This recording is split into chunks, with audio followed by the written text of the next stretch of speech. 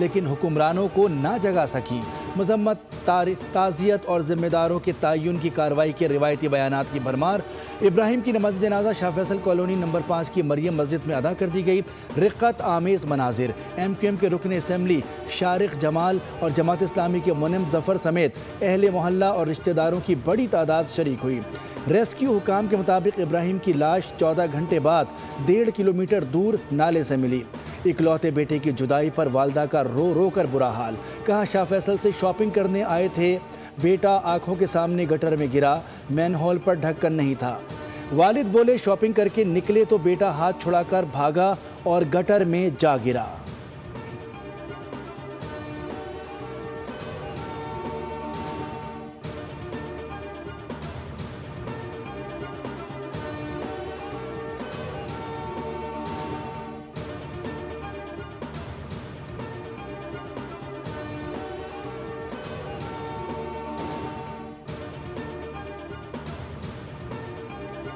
हुक्मरानों के बच्चे भी इसी तरह गटर में गिरें तो क्या तब भी आपका यही रद्द अमल होता?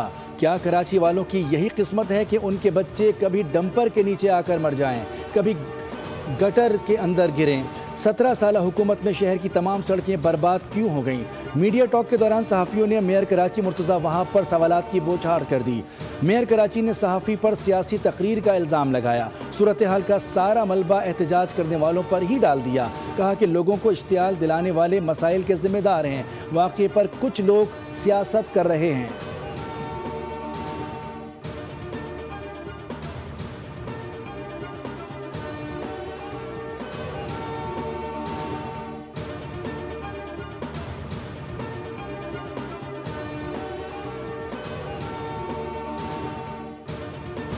कभी बेलगाम डंपर रौंद डाले, कभी के इलेक्ट्रिक का करंट लाश बना दे, कभी डाकू गोलियों से सीना चीर दें और कभी खुले गटर नन्हे जिस्म निगल जाएं।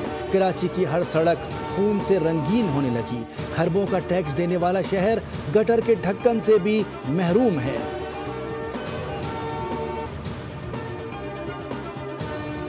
बच्चे का वाक़या गफलत नहीं, मुजरिमाना गफलत है। अफसोस होता है जब ऐसे मौके पर एक दूसरे पर इल्ज़ामात लगाए जाते हैं। वज़ीर आला सिंध ने भी वाक़े का नोटिस ले लिया। जिसकी भी जिम्मेदारी थी अगर पूरी नहीं की तो सज़ा मिलनी चाहिए। वज़ीर इत्तला सिंध शर्जील मेमन का सिंध असम्बली इजलास में इजहार ख्याल। कहा कि ये इंसानी जानों का मसला है, इससे बढ़कर कुछ नहीं। कोई कानून से बालातर नहीं, सख्त सजाएं मिलेंगी तो ऐसे वाक़यात दोबारा नहीं होंगे। मसाइल उजागर होने चाहिए, चैलेंजेस मौजूद हैं।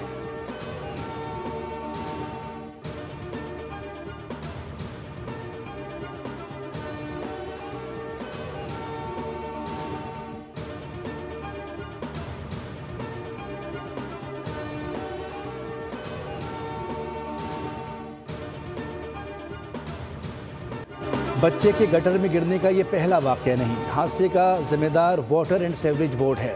मेयर कराची ने तमाम इदारे अपने कब्जे में ले रखे हैं। शहर का कोई वाली वारिस नहीं। BRT के नाम पर कराची के लोगों की तजलील की जा रही है। कई साल गुजरने के बावजूद 30% काम भी मुकम्मल नहीं हुआ।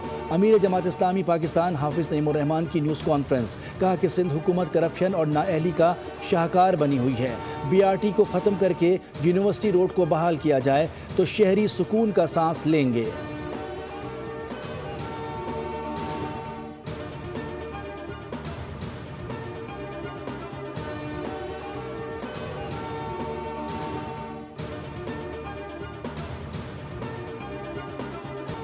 बल्दिया उज़्मा कराची कौंसिल का इजलास। नीपा चौरंगी के करीब मैन हॉल में गिरकर जाँ बहक होने वाले बच्चे के लिए दुआ।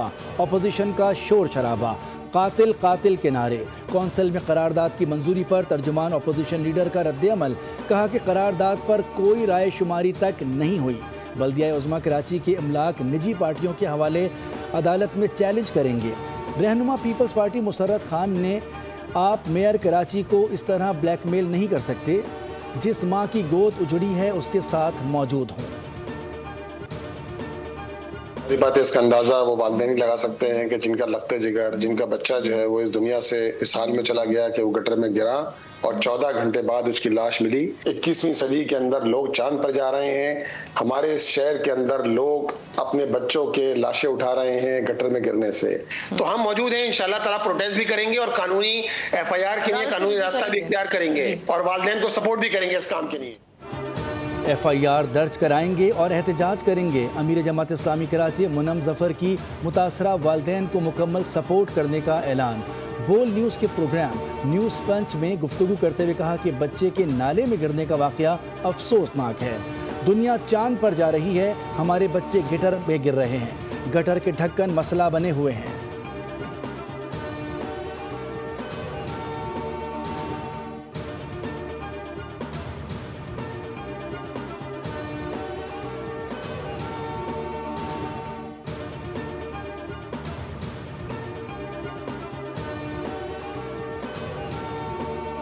वज़ीर-ए-आज़म शहबाज शरीफ लंदन से वापस पहुंच गए। वज़ीर-ए-आज़म बहरीन के सरकारी और लंदन के निजी दौरे के बाद लाहौर पहुंचे। वज़ीर-ए-आज़म आज इस्लामाबाद रवाना होंगे। शहबाज शरीफ आज पार्लियामेंट के मुश्तरका इजलास में शिरकत करेंगे। सदर मुमलिकत आसिफ अली जरदारी का तलब करदा सेनेट और कौमी असम्बली का मुश्तरका इजलास सुबह 11 बजे होगा। नोटिफिकेशन भी जारी कर दिया गया। दोनों ऐवानों के मुश्तरका इजलास में अहम कौमी और सियासी उमूर पर बहस होगी।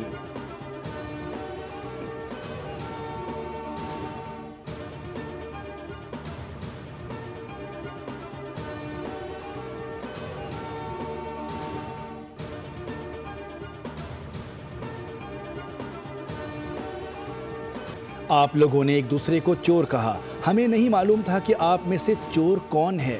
चेयरमैन PTI बैरिस्टर गौहर का असेंबली में इजहार ख्याल। कहा कि हम जमहूरियत के लिए ऐवान में हैं, वरना बाहर असेंबली लगा लेते। हमारे खिलाफ करारदाद पेश की जा रही है कि असेंबली पर हमला आवर होंगे। KP में गवर्नर राज की बातें हो रही हैं। स्पीकर कौमी असम्बली अयाज सादिक की एक बार फिर हुकूमत और अपोजिशन में सालिसी की पेशकश। मुज़ाकरात की दावत दे दी। कहा कि पहले भी कोशिश की, अब भी तैयार हूँ।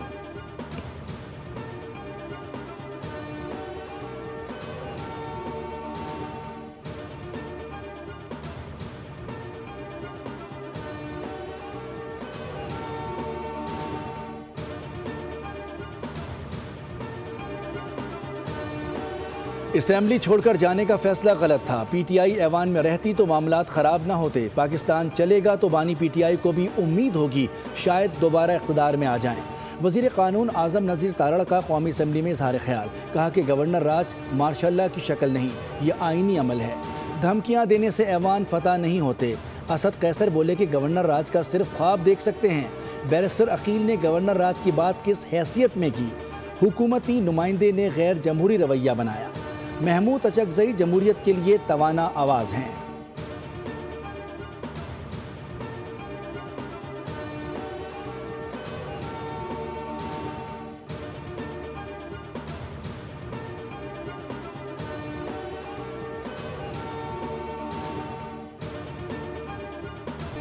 CDF के नोटिफिकेशन के मामले पर किसी किस्म का कोई मसला मौजूद नहीं। ये सिर्फ सोशल और इलेक्ट्रॉनिक मीडिया पर बिला वजह उछाला गया है।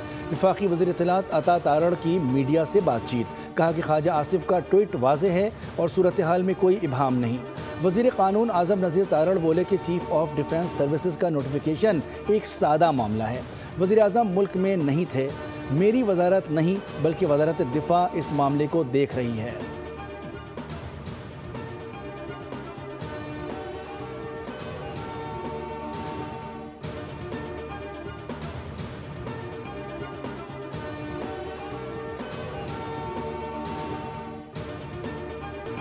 हम सब की कोशिश है वज़ीर आला खैबर पख्तूनख्वा अपनी जिम्मेदारियां निभाएं और अगर बदमाशी दिखाई तो सूबे में गवर्नर राज लग सकता है। सेनेटर फैसल वाडा ने धमकी दे दी। मीडिया से गुफ्तगू में कहा कि हमारी ख्वाहिश है कि फैसल कुंडी ही गवर्नर खैबर पख्तूनख्वा रहें। अगर किसी और नाम का कोरा निकलता है तो वो फिर सियासी नहीं होगा। वज़ीर आला सुहेल आफरीदी भी ने चैलेंज किया कि किसी को गवर्नर राज नहीं डरते, इनमें इतनी हिम्मत है तो लगा कर दिखाएं। जिन्होंने बंद कमरों की पॉलिसियां खैबर पख्तूनख्वा में नाफिज की, उनको चाहिए कि इसका हिसाब करें।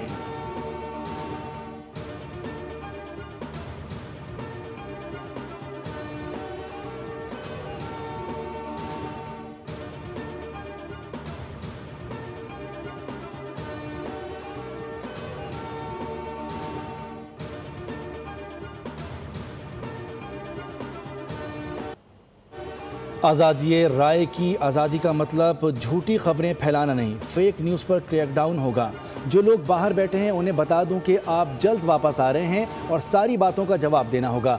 वफाकी वज़ीर दाखिला मोहसिन नकवी कहते हैं कि खैबर पख्तूनख्वा में अफ़गानियों को तहफ़्फ़ुज़ दिया जा रहा है। ज़िला खैबर कोहाट शुमाली और जनूबी वज़ीरिस्तान में कैंप डी नोटिफाई होने के बावजूद मौजूद हैं। इस्लामाबाद खुदकुश हमला और कैडेट कॉलेज हमले में भी अफ़गान शहरी मुलव्विस थे। हम मज़ीद बम धमाकों बर्दाश्त नहीं कर सकते। पता है कि बम धमाकों में कौन मुलव्विस है। गैर कानूनी मुकीम अफ़गानों को पैगाम है, खुद चले जाएँ। जो अफ़गानी फिर वापस आया तो गिरफ्तार होगा। तमाम IGs को हिदायत दी है कि SHO लेवल पर अफ़गान शहरियों का डाटा जमा करें।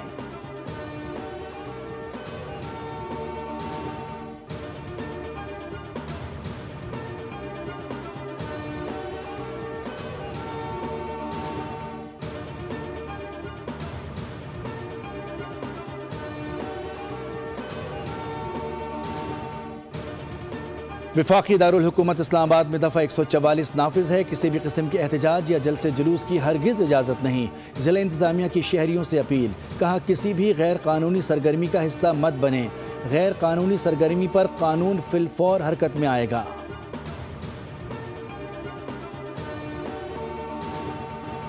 और IPL की एक और बड़ी विकेट गिर गई। जनूबी अफ्रीका के साबिक कप्तान फैफ डुप्लेसी के बाद साबिक इंग्लिश क्रिकेटर मोइन अली भी IPL छोड़कर पाकिस्तान सुपर लीग खेलने के लिए तैयार।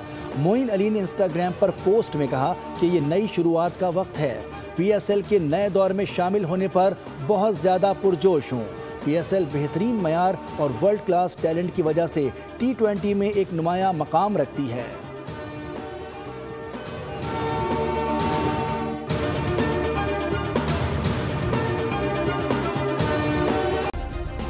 सब्सक्राइब करें और बेल दबाएं ताकि कोई खबर रह न जाए।